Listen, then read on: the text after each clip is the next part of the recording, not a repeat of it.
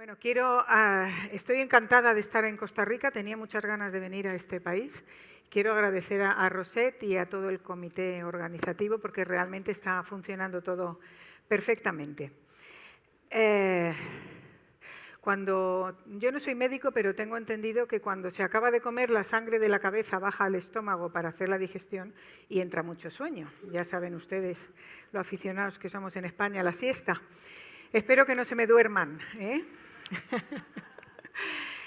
Bueno, me planteé cuando pensé esta conferencia sobre salud mental, trastornos mentales, si realmente hacer una lista de los trastornos mentales más frecuentes y contársela a ustedes o dar elementos para poder pensar. Llevo trabajando casi 30 años en la Fundación Catalana Síndrome de Down y a estas alturas de mi vida me encantaría poder escribir un libro con las cosas que sé.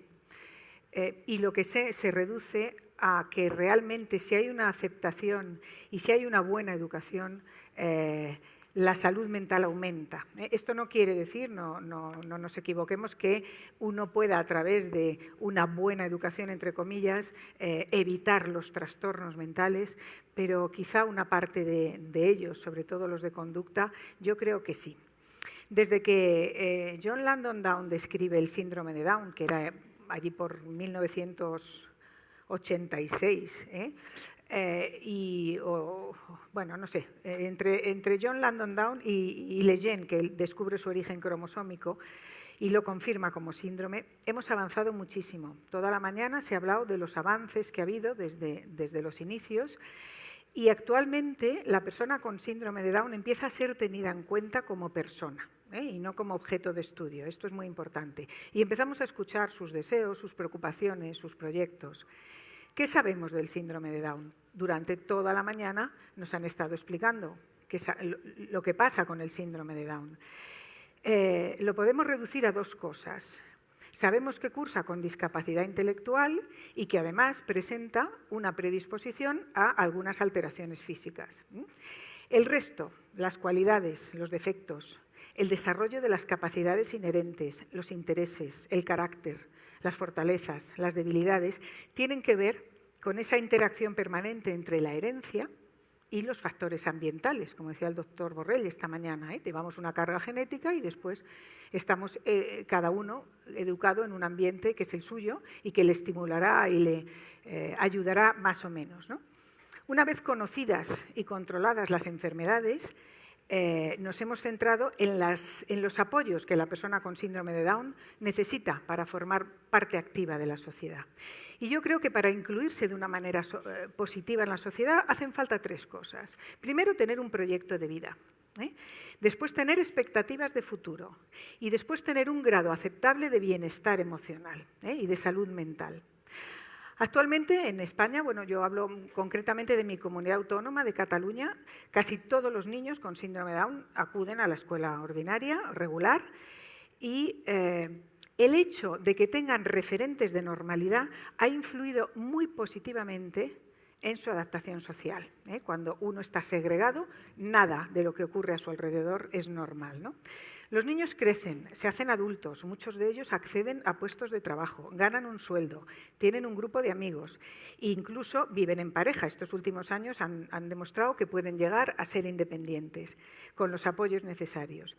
Y todo eso ha sido posible gracias al esfuerzo personal de las personas con síndrome de Down, al de los profesionales, a la ayuda de los profesionales y al tesón y la fuerza de las familias. Como se ha dicho aquí durante todo el día, las familias y sobre todo las mamás, que son casi siempre fuertes, valientes y luchadoras, son las que apoyan a sus hijos y les ayudan a que puedan desarrollarse el máximo posible.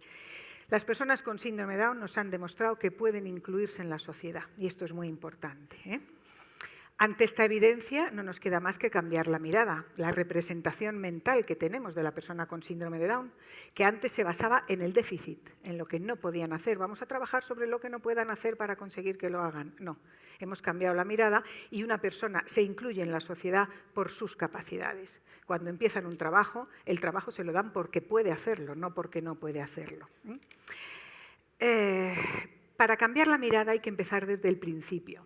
Esta mañana hablaba el doctor Borrell de la comunicación del diagnóstico. El vínculo que se establece con el bebé, se establece antes de nacer. Cuando una mujer está embarazada ya empieza a vincularse con su bebé.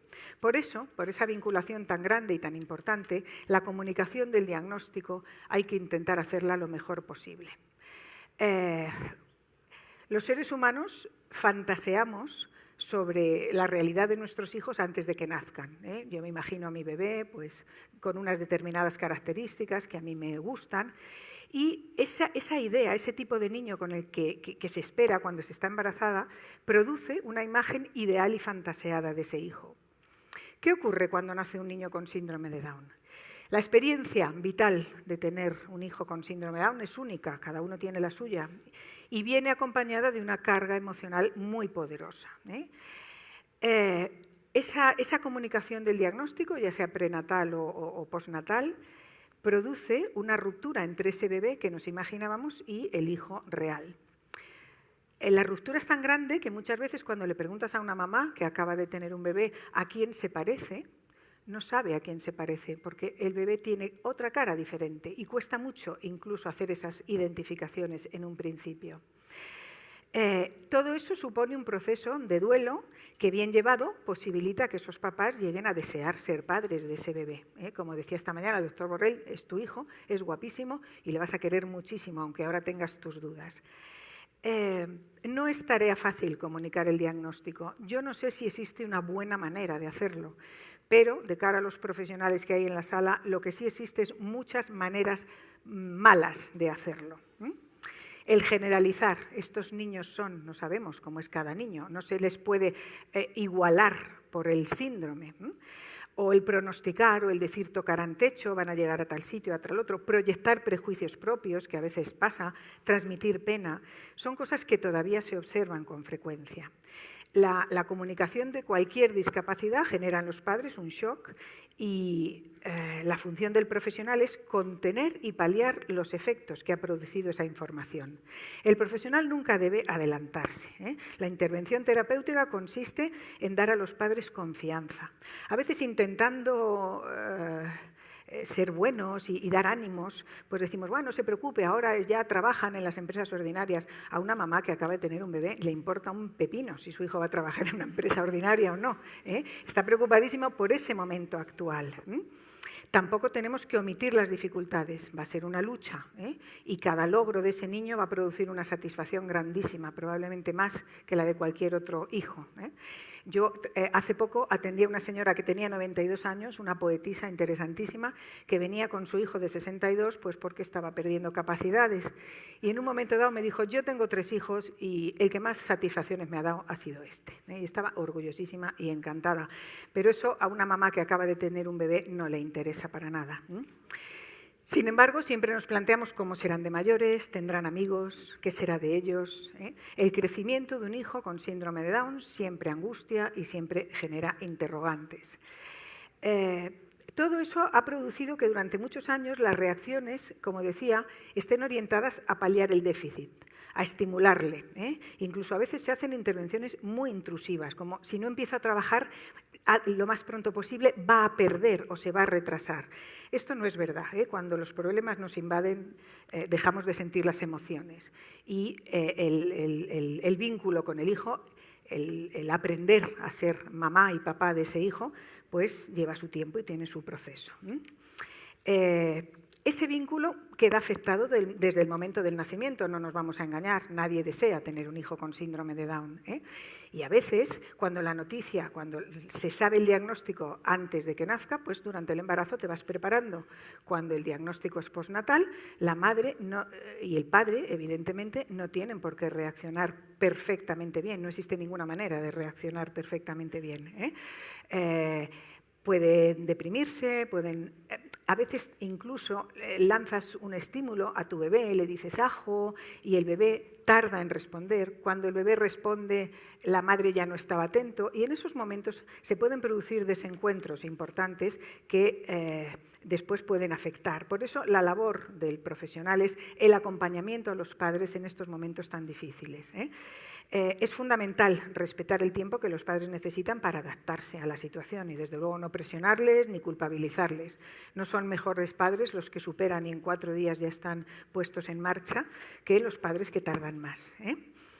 La discapacidad de un hijo es un factor de vulnerabilidad, no es un trastorno psiquiátrico. Y cuando las circunstancias sociales y emocionales son favorables, la aceptación y la calidad de las relaciones también lo son. Esto es muy importante. Por eso decimos siempre que en determinados momentos es mucho más importante facilitar el vínculo de los padres con el hijo que iniciar una intervención con el bebé.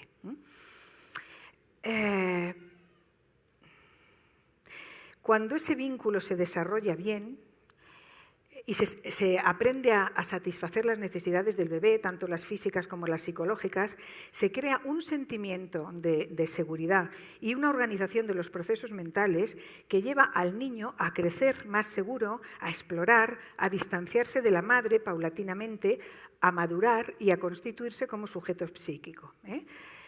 Cuando existen expectativas sobre las capacidades y sobre la evolución, los hijos con síndrome de Down adquieren más competencias sociales, lógicamente, y más confianza en sí mismos y más capacidad para gestionar los fracasos con los que se puedan encontrar, los sufrimientos, las pérdidas, todas las cosas que pasan a lo largo de la vida. Por todo ello es muy importante una buena intervención de los profesionales en los primeros momentos para garantizar o para intentar garantizar un buen desarrollo emocional del bebé. ¿Qué sería el bienestar psicológico o emocional? Pues es un estado de equilibrio, esta mañana el doctor Borrell lo definía también, entre las emociones, los sentimientos y los deseos. El bienestar emocional está en relación directa con la salud física, la salud mental y la salud social, y con el concepto de identidad. ¿Qué es la identidad? Pues es un conjunto de rasgos corporales, mentales y psicológicos que se van desarrollando a lo largo de la vida y que configuran nuestra personalidad. Es el concepto que tenemos de nosotros mismos, ¿no? Lo que va configurando la identidad. ¿Quién soy? ¿Cómo soy? ¿A quién me parezco? ¿Cómo querría ser? Y todas estas preguntas dan sentido a nuestra existencia. Y cada uno tiene su identidad, que es algo individual. Y es una necesidad básica del ser humano, que es como tu sello de personalidad. Es evolutiva, está en continuo cambio y se empieza a construir desde el momento del nacimiento. ¿Cómo construye su identidad una persona con síndrome de Down? Vamos a definirla por, como se decía antiguamente, los Down. ¿Qué son los Down? ¿Qué características comunes los vamos a definir por un síndrome o los vamos a definir de acuerdo a su personalidad? El niño crece en relación con el otro. Primero establece un vínculo con la mamá, luego se amplía con la entrada del padre, los hermanos, la familia, y empieza a conocer el mundo a través de la relación, de estas relaciones, y así empieza a diferenciarse de los demás como sujeto, del resto de las cosas. En determinados trastornos mentales, como puede ser el trastorno autista o el trastorno generalizado de desarrollo, existen fallos en estos primeros procesos. A medida que el niño va creciendo, va recibiendo una imagen que le ofrecen los demás. O sea, él tiene la percepción de sí mismo y también cómo le ven los demás. Y va configurando su identidad. El niño con síndrome de Down también construye su identidad, pero muchas veces no tiene elementos suficientes para conocerse y el desconocimiento de su identidad acarrea problemas que pueden reflejarse o confundirse con trastornos de conducta. Yo he atendido a niños pequeños que llegan a mi consulta porque son hiperactivos, porque en clase se mueven. Ese niño probablemente lo que le está pasando es que está percibiendo su diferencia con los otros niños de la escuela regular y está ansioso. O niños que han llegado con el cartel de son agresivos porque rompe el dibujo del niño de al lado. Y rompe el dibujo porque el niño de al lado dibuja mejor y él no sabe bien qué le pasa. En la Fundación Catalana Síndrome de Down trabajamos con grupos de identidad desde los niños muy pequeñitos, para que en primero de primaria o en segundo, cuando todos empiezan a leer y a él le va a costar un poco más, el niño entienda que tiene síndrome de Down y que tiene unas dificultades en algunas determinadas áreas y en las otras realiza las mismas tareas que los niños sin discapacidad. Hay parecidos entonces el niño tiene capacidad de relacionarse con los niños que no tienen síndrome de Down y luego tiene un grupito de niños que tienen síndrome de Down, donde él encuentra unas semejanzas y también unas diferencias. Porque hay parecidos que se deben a la trisomía, los ojos achinados o tener dificultades de aprendizaje o de lenguaje, pero también hay parecidos que no tienen que ver con el síndrome de Down, como puede ser simpático, atractivo, travieso, tranquilo. Paralelamente, el niño tiene que descubrir las diferencias existentes entre el colectivo de personas con síndrome de Down. Comprobar que cada uno tiene elementos de identificación con el resto de niños. Cuando se trabaja la identidad, la aceptación de la discapacidad y el reconocimiento de las capacidades, la persona crece con un mayor conocimiento de sí mismo y con un mayor grado de salud mental. Y esto es muy importante porque hay que llegar a la adolescencia sabiendo cómo es cada uno. La adolescencia es una etapa de crisis, precisamente de crisis de identidad. Es un momento muy difícil de la vida en cuanto a la construcción de la identidad. Y es un momento donde muchas veces vemos descompensaciones psicóticas y trastornos de conducta importantes. Están en la escuela secundaria, los compañeros empiezan a salir y no te llaman por teléfono, los hermanos empiezan a tener novio o novia y a lo mejor tú no. Y llega un momento en que uno se siente muy diferente. Todos nos hemos sentido muy diferentes en la adolescencia, pero la persona con síndrome de Down acentúa esta percepción de diferencia.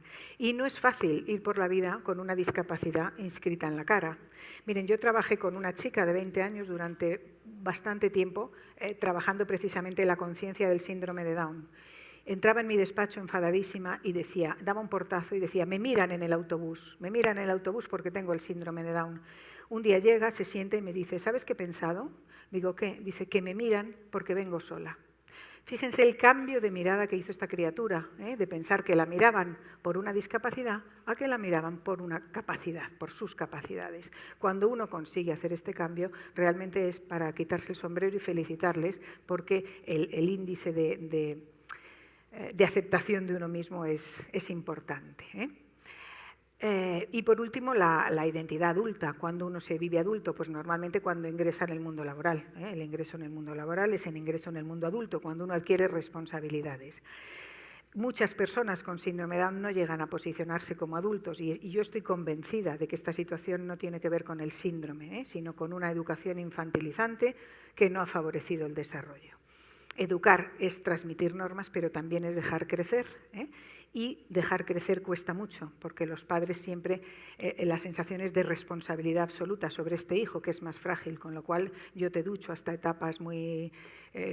hasta los 14, 15, 20 años, no vas solo a la escuela porque te puede pillar un coche. Es decir, no les dejamos hacer cosas que pueden hacer por nuestros miedos. Las personas con síndrome de Down son más vulnerables que el resto de la población y necesitan apoyos para integrarse socialmente, para aceptarse a sí mismas y para tener confianza. Por lo tanto, hay que asegurar su bienestar mental y hay que ofrecer un buen sistema de apoyos para que estén implicados en la comunidad y, sobre todo, tenemos que dar, para mí esto es fundamental, una educación basada en la responsabilidad y en la confianza. Y a los niños pequeños, responsabilidades pequeñas, y a los mayores, responsabilidades mayores. Y una responsabilidad es algo tan simple como cuando quede un rollo de papel de váter, avisa, porque iremos a comprarlo. Si es mayor, lo puede ir a comprar él. Si no, puede ir cualquier miembro de la familia. ¿Qué pasa? Que a veces el niño no avisa y la mamá dice, bueno, no te preocupes, yo tenía un rollo escondido, no pasa nada. Sí pasa, porque si a ti te han encargado una tarea responsable, sencilla, que puedes hacer y no la cumples y no pasa nada, no vas a ser responsable nunca. Porque como no pasa nada, pues ¿para qué me voy a esforzar? ¿Verdad? ¿Qué entendemos por trastorno mental? Hasta ahora he estado hablando de criterios educativos, de hacer cosas para que este niño que acaba de nacer se haga adulto y crezca lo mejor posible, lo más sano posible. Entendemos por trastorno mental la presencia de un comportamiento. Perdón, yo aquí traía una diapositiva que me he pasado.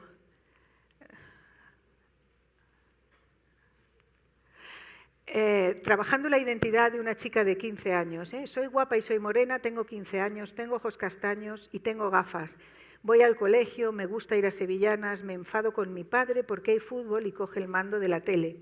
Mi hermano juega a waterpolo, mi hermana hace la comida y yo aún no hago la comida. Ya me duermo yo sola. Lo positivo, pero a esta chica se le pregunta, ¿qué no te gusta de ti?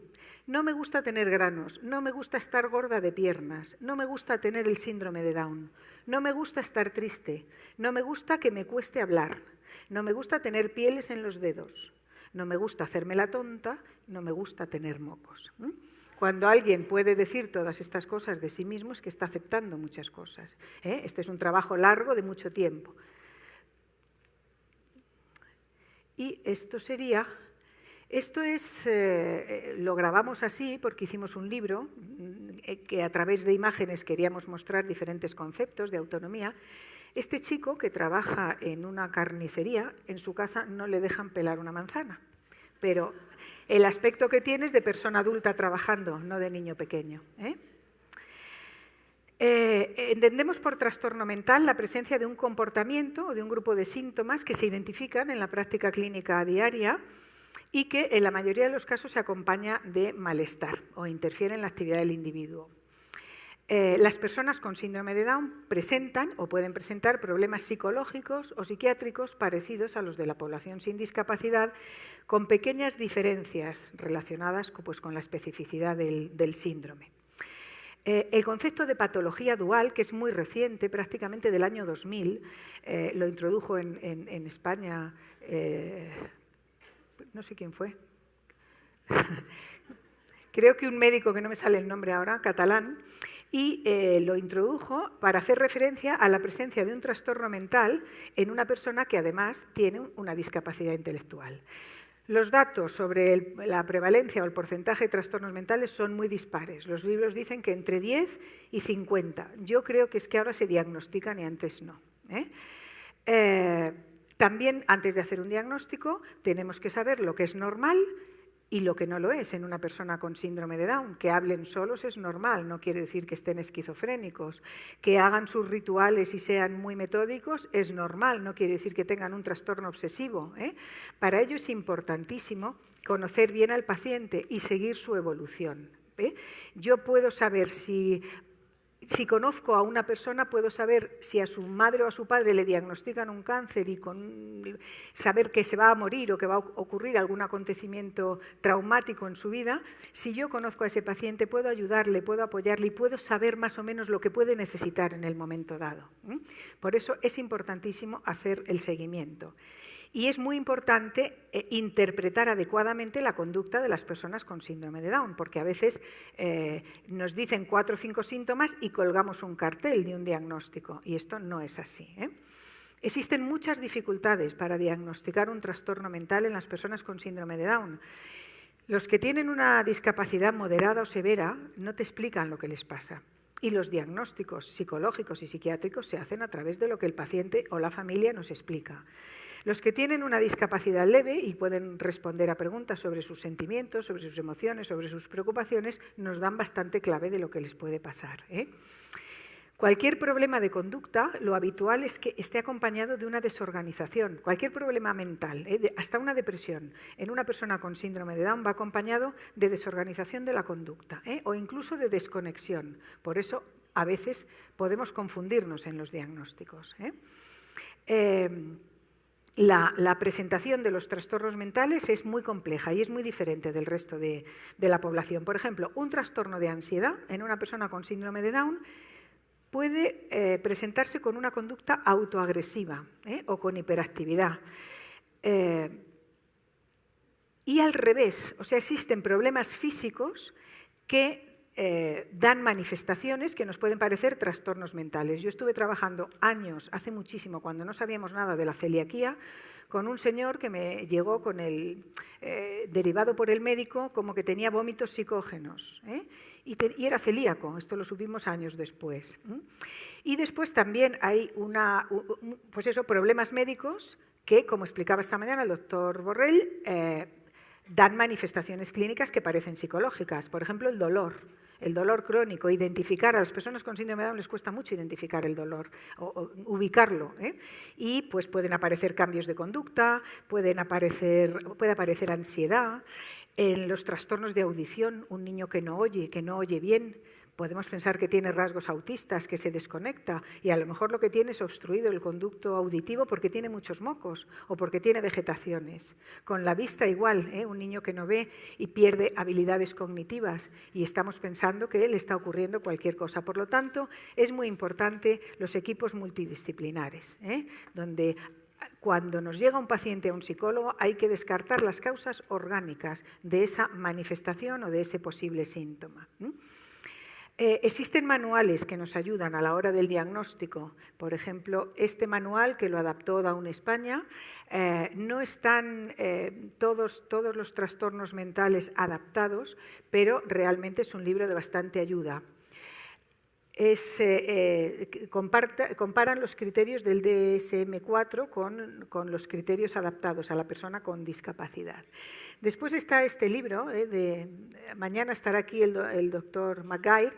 Este libro es una maravilla, porque está lleno de ejemplos. Si ustedes entran en el canal Down 21, la fundación del doctor Flórez, tienen este libro y se pueden descargar por capítulos. Cada capítulo describe un problema de salud mental, es gratuito y lo pueden ver, y a mí me ha ayudado muchísimo este libro.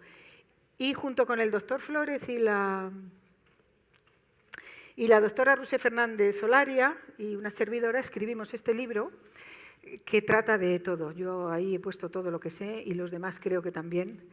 Y damos un repaso grande a los problemas, tanto físicos como neurológicos y emocionales de la persona con síndrome de Down.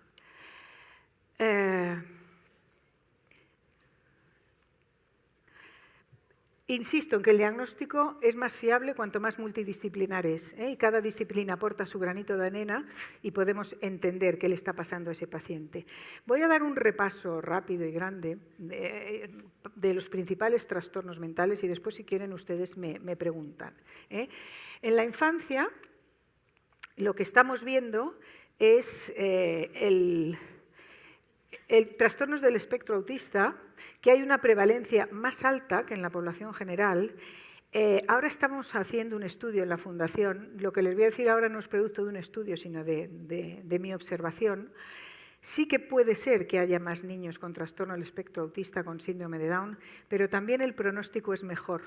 Con lo cual, a lo mejor lo que está pasando es que hay una alteración de ese vínculo inicial que cuando se reconduce, pues es más fácil que haya una mejora, porque yo tengo una compañera, Belinda, que me enseña dibujos que hacen los niños autistas de su grupo o con trastorno del espectro autista y no lo hacen igual los niños autistas que no tienen síndrome de Down. Belinda hizo este estudio con el objeto de detectar precozmente las señales de alarma. Porque ¿qué problema tenemos con el autismo? Que no se diagnosticaba hasta los 5 años o así. Pasa al pediatra, mi hijo no habla, bueno, ya hablará, como tiene síndrome de Down. Mi hijo no le gusta que le toquen, bueno, como tiene síndrome de Down. Una de las características fundamentales de los niños con síndrome de Down es que son hipersociables. Sonríen a los 4 meses, a los 3 meses, a los 5 meses, como el resto de niños. De hecho, en el primer año de la vida la evolución es muy paralela, que por eso a veces los padres dicen, uy, mi niño pues va evolucionando muy bien, y de repente paran y uno se deprime, ¿no? Pero los bebés con síndrome de Down son súper sociables. Entonces, es muy fácil. A veces te llega a la consulta un niño con trastorno autista, pides vídeos de cuando era bebé y ves que era un niño que realmente llamaba la atención, parece que no oye. Pero como el síndrome es un cajón desastre donde entra todo, pues lo que ha venido ocurriendo es que se diagnosticaba muy tarde. Y claro, en patologías tan graves, cuanto más tarde diagnosticas, peor es el... Aquí tenemos 14 posibles señales de alarma. La primera, ausencia de sonrisa social, bebés que no sonríen. Falta de atención compartida, esta es fundamental. Un bebé que lo tienes en brazos y dices, mira allí, y el bebé mira. Y los dos, el bebé y la mamá o el papá o quien lo tenga en brazos, están atendiendo a una misma cosa. La falta de búsqueda de consuelo o protección. Te vienen las mamás y te dicen, es muy independiente, sale corriendo y no quiere saber nada. Bueno, no se deja acariciar, llora y no... Ausencia de queja, poco interés por el otro, no señala, esto es muy importante, no imita, no balbucea, una expresión facial rígida, inapropiada, rituales, estereotipias. Eso no quiere decir que si un niño hace estereotipias sea un niño autista. Para diagnosticar un autismo, de estas 14 ítems, por lo menos tiene que presentar 8.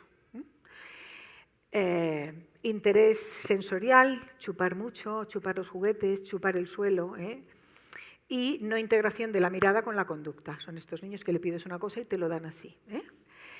De estas 14 posibles señales de alarma, que no quiere decir que sea un autismo, gracias, sino una señal de alarma, podríamos incluso resumirlo en 5, no integración de la mirada, no imitación, estereotipias, falta de atención compartida y poco interés, e incluso nos podríamos quedar con 2, falta de atención compartida y poco interés por el otro. Siempre que hay esto hay que consultar, no quiere decir que haya un autismo, pero hay que consultar con un experto.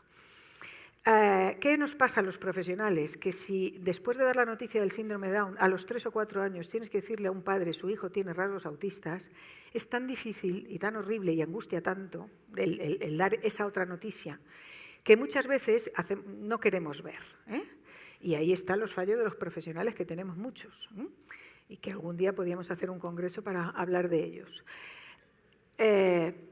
Entre los 2 y los 4 años, la falta de atención compartida y la falta de interés por el otro, en nuestro estudio son las variables más significativas. Atención maestros, atención pediatras, atención profesionales, consulten, deriven, cuando vean una conducta extraña en un niño pequeño. No se debe al síndrome de Down.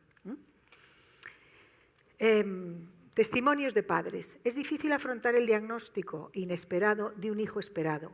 Una vez crees lo tienes afrontado, viene la incomprensión. Todo lo que habías leído, lo que te habían explicado, no se corresponde con lo que vives y de repente el caos.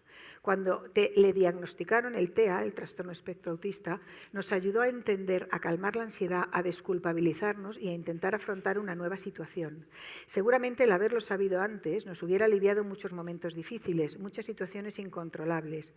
Cuando calmas la ansiedad, puedes ver más claro. Nuestro hijo necesita ser escuchado con los 5 sentidos. Otro testimonio. El diagnóstico significó el encuentro con nuestra hija y en ese encuentro nos empezamos a conocer y a reconocer. Sin diagnóstico no hay posibilidad de mejora, pero el diagnóstico es poco si no hay encuentro. Nosotros hemos encontrado a nuestra hija gracias al diagnóstico, pero el encuentro es tan radical, tan doloroso y a la vez tan alentador que con el tiempo convierte el diagnóstico en una simple etiqueta. Aunque hasta los 6 años nuestro hijo no dispuso de tratamiento adecuado, es impresionante cómo ha evolucionado y cómo nosotros, como padres, estamos disfrutando de él. Sus esfuerzos se triplican y goza de una seguridad personal asombrosa que nos da más de lo que por sí es capaz de darnos. No tengamos miedo a enfrentar los problemas, hay que enfrentarlos para empezar a trabajar sobre ellos. En la adolescencia, ¿qué problemas? Bueno, en los niños también aparecen trastornos de conducta, muchos de ellos falsos, como les decía al principio. Niños que vienen y te dice el maestro, es que tiene un trastorno de hiperactividad y poca atención, y el niño está ansioso, el niño no sabe lo que le pasa. Sí que hay una prevalencia alta de trastornos de conducta en niños con síndrome de Down, pero yo me pregunto, como les decía al principio, si es porque en el síndrome de Down hay más prevalencia o porque están mal educados, o porque tienen enfermedades físicas. Me olvido hablar de las famosas apneas, niños que no duermen, que no descansan, que llegan al cole, están cansados, provocan, dan la lata y llegan al psicólogo por un trastorno de conducta. Y no es un trastorno de conducta. Es decir, que yo creo que se diagnostica falsamente muchos más trastornos de conducta de los que hay en realidad. Por lo menos esa es mi experiencia. En la adolescencia, pues vemos descompensaciones psicóticas, depresiones también, trastornos de conducta. Y después hay una patología que realmente se diagnostica hace muy poco, que son regresiones graves en adultos con síndrome de Down y que el cuadro clínico se puede confundir casi con una demencia.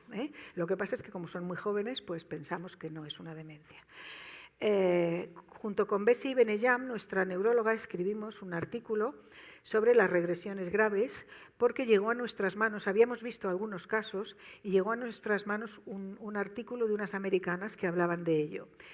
Hay un acontecimiento, ¿verdad?, Hay un funcionamiento, se caracteriza porque son chicos espabiladísimos, de los que van a la escuela ordinaria, acaban la primaria, acaban la secundaria, están con unas competencias bárbaras, y de repente ocurre algo que muchas veces no sabemos lo que es, y empieza como una regresión caracterizada por la pérdida de habilidades, memoria, lenguaje, velocidad de atención, deterioro funcional, cambios conductuales, tristeza, aislamiento, fatiga y comportamientos agresivos. Ese cuadro parece un cuadro psicótico, pero además es que hay pérdida de capacidades.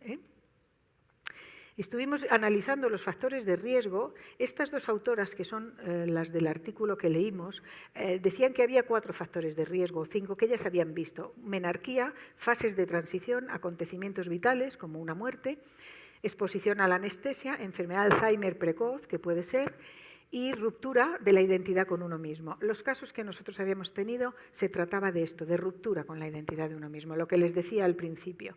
De repente un hermano se casa, el otro se marcha de casa, la vecina tiene un novio y tú dices, bueno, los chavales del instituto te dejan de llamar porque no les apetece salir contigo y de repente tienes una crisis que suele darse en una transición diciendo, bueno, ¿yo quién soy? ¿Cómo soy? Gracias. ¿Cómo voy a pasar mi vida? Y hay estas descompensaciones. El pronóstico es malo. Una de las pacientes que tuve que le pasó esto, que empezó a mejorar, nunca volvió a estar como estaba, pero mejoró bastante. Un día estaba en la consulta con su padre. Tenía 2 hermanas que se acababan de casar con 2 hermanos. Ella estaba muy colgada. Y empezamos a hablar del síndrome de Down. A esta chica no le habían hablado del síndrome de Down. Estaba muy enfadada porque me decía, ¿y por qué yo? ¿A quién me parezco? ¿Mi madre lo tiene? No, mi padre tampoco. Bueno, y estaba con su padre delante de mí y le dice, papá, mírame. Y el papá la miró y dice, ¿qué ves? Dice, veo a mi hija pequeña, que es muy guapa. Y le dijo, papá, así no me ayudas. Bueno, ella quería enfrentar el problema y ver qué sentía su padre y que le hablara del síndrome de Down. Es muy difícil porque parece que les hacemos daño y no hacemos daño. Este es el artículo que escribimos. Está en la web de nuestra fundación. Lo que pasa es que de momento, yo creo que ya para dentro de un mes o 2 estará en castellano, porque tenemos una editorial que primero lo publica en catalán y al cabo de los 2 o 3 años lo cambia. Pero bueno, y la patología en la edad adulta, yo aquí he puesto varias. Mañana el doctor Maguire les hablará del envejecimiento, de las demencias. Yo los trastornos que veo más habitualmente son depresiones y trastorno obsesivo-compulsivo, que estaría dentro de los trastornos de ansiedad. El trastorno obsesivo son comportamientos repetitivos. Solamente se puede hacer un diagnóstico de trastorno obsesivo cuando interfiere la vida diaria. A mí me llegó una señora que para dormir hacía paquetitos como de regalo, empezó haciendo 4 o 5 y llegó a mi consulta cuando hacía 500. No dormía. Eso era un trastorno obsesivo. Que un chico se levante por la mañana y ordene el armario antes de irse a trabajar no es un trastorno obsesivo. Que ese orden de armario le haga llegar tarde al trabajo, sí lo es. Es una cuestión de pasarse de la raya, porque la persona con síndrome de Down tiene rituales, es repetitiva, hace las cosas siempre de la misma manera y eso le estructura, como a todos, que somos animales de costumbres y el día que tenemos una gripe y pasamos una semana en la cama, lo que queremos es volver a trabajar y hacer vida normal, la rutina. En los últimos 15 años ha habido un aumento importante de depresiones, pero yo creo que es que lo que pasa es que hemos aprendido a diagnosticarlas, no es que hayan aumentado. Las posibles causas son las reacciones a pérdidas, que no tiene por qué ser una muerte, puede ser un cambio de un educador o un objeto que se ha perdido. En la pubertad y la adolescencia, como les decía, el envejecimiento precoz, la falta de actividad y problemas médicos. El estrés es muy importante. Cuando las personas con síndrome de Down ingresan en el mundo laboral, en nuestra fundación nunca permitimos que trabajen más de 4 horas al día, 4 o 5. La mitad de sueldo, la mitad de horario. Evidentemente la presión es muy grande. Hacen trabajos muy mecánicos, están en empresas ordinarias, se les exige y el factor estrés, como a todos, es un elemento que puede favorecer la depresión. Los síntomas de la depresión en la población general, ¿cuáles son? Apatía, tristeza, sentimiento de inutilidad, cansancio y además la persona lo expresa. En la persona con síndrome de Down, La sintomatología se puede confundir, como decía esta mañana el doctor Borrell, con un hipotiroidismo, con un proceso de demencia. Por eso es tan importante el diagnóstico multidisciplinar. En la fundación donde yo trabajo, cuando llega un paciente de más de 40 años y que ha perdido habilidades, que va más lento, que tiene poca motivación, que se desorganiza, lo primero que hacemos es que la neuropsicóloga lo explore, después la neuróloga, la genetista o el genetista, y después llega a mí. Y de mí pasa al psiquiatra si necesita medicación, porque lo que hay que hacer es un diagnóstico. Y los síntomas estos que están aquí escritos pueden deberse a 2 o 3 o 4 o 5 entidad, o sea, no me sale la palabra ahora, diagnósticos. El tratamiento, pues primero hay que identificar los factores estresantes posibles, medicación, intervención psicológica, asesoramiento y promoción de actividades recreativas. A veces nos llegan pacientes tristes, aburridos, solos, se apuntan a un grupo de ocio y se les quita la depresión. Y es que son personas de 40, 50 años que viven con los papás de 80, que van del taller a casa, de casa al taller y no hacen nada más. Y no están deprimidos, están vacíos. Y a veces pues cambias situaciones vitales y la persona pues cambia. Por lo tanto, la prevención es fundamental, como les decía al principio, para evitar tanto depresiones como otro tipo de patologías. ¿Qué haríamos para prevenir? Trabajar la identidad, seguir los programas de salud, mantener un buen estado físico, tener una buena red de relaciones sociales, que seríamos sin amigos y sin ocio y sin divertirnos. Trabajamos para pagar el piso, para cubrir las necesidades básicas y después lo demás, pues el viajecito del verano y el ocio y la diversión.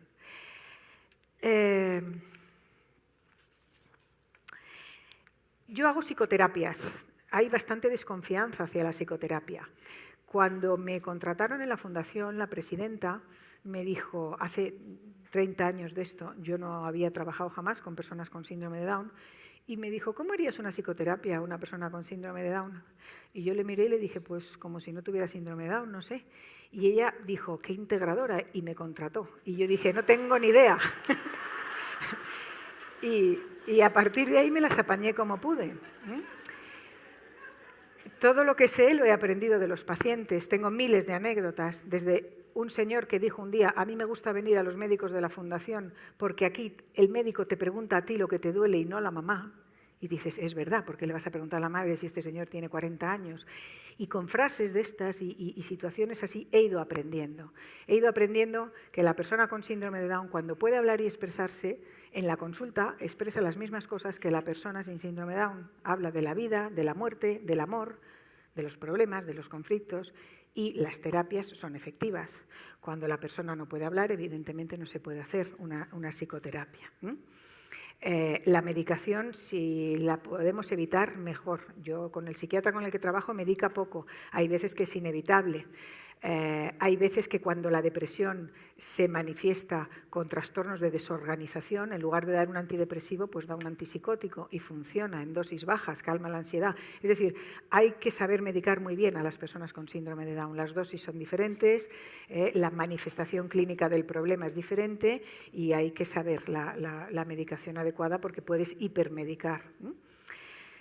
Reflexiones y conclusiones. Las personas con síndrome de Down padecen trastornos emocionales, exactamente igual que las personas sin síndrome de Down, que son susceptibles de tratamiento y de mejoría. Y no se debe al síndrome. Cualquier conducta diferente, no hay como es así, hace estas cosas. No. Normalizar conductas anormales es un error gravísimo. La presentación de la mayoría de los trastornos mentales tiende a ser más compleja, la realización del diagnóstico puede resultar bastante complicada, como les decía, porque hay que discriminar los aspectos que son normales de los que son patológicos. Y las personas con síndrome de Down, además de una discapacidad que será mayor o menor según su proceso de adaptación y sus habilidades, tienen fortalezas y tienen cualidades, tienen puntos fuertes que van a desarrollar más o menos según haya sido, como les decía, educadas en la confianza, en la responsabilidad y en la motivación. Confiar es creer que el otro es capaz de hacer lo que se le pide y esto tiene que salir del alma y ser de verdad, porque no puedes engañar. No se puede tratar a alguien como incapaz. Si un niño empieza a andar con un añito y tú dices, ¡ay, que se cae!, el niño se cae. Si tú estás tranquila y le dices, ven, que puedes, el niño viene, cuando está aprendiendo a andar. Responsabilidad es delegar tareas cuya realización puede tener consecuencias negativas, lo que les decía. Algo tan sencillo como cierra la puerta por la noche, avisa cuando quede un yogur. Esas responsabilidades pequeñas que luego se hacen grandes, porque conozco esta anécdota que explicaba esta mañana el doctor Borrell, de que su hijo le decía, bueno, vivo independiente y a ver cuando tenga que ir a cuidaros, es realmente excepcional, porque la persona con síndrome de Down se la educa siendo el centro. Y yo trabajo mucho con parejas y muchas parejas dicen, tengo novio y me quiere mucho, pero son sujetos muy pasivos. Pocas veces oyes, yo quiero, yo voy a mi madre le duele la cabeza, le voy a llevar una aspirina.